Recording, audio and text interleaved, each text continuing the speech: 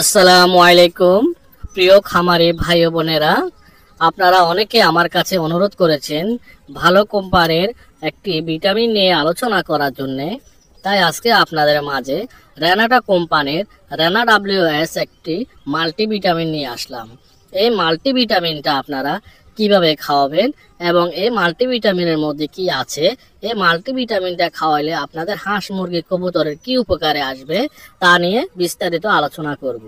তার আগে আপনাদের কাছে একটা অনুরোধ থাকবে, যারা আমার চ্যানেলটা লাইক ও সাবস্ক্রাইব করেন নাই, দয়া করে চ্যানেলটাকে লাইক ও সাবস্ক্রাইব করে পাশের বেল আইকনটি বাজিয়ে দিবেন। আর যারা করেছেন তাদেরকে ধন্যবাদ।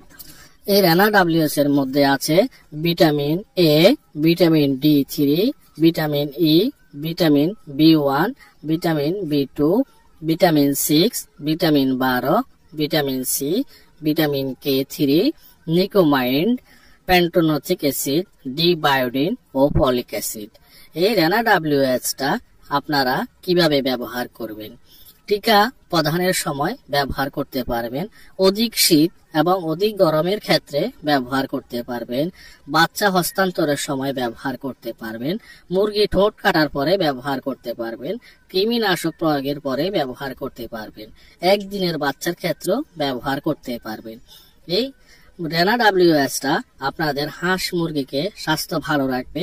এই রেনা WS-টা আপনারা কিভাবে প্রয়োগ করবেন? 1 গ্রাম পাউডার 5 থেকে 10 লিটার পানির সাথে মিশিয়ে 5 থেকে 7 দিন খাওয়াবেন। এটা হচ্ছে পোলট্রির ক্ষেত্রে।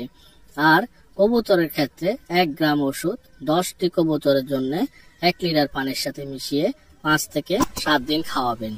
সবাইকে ধন্যবাদ। আসসালামু আলাইকুম।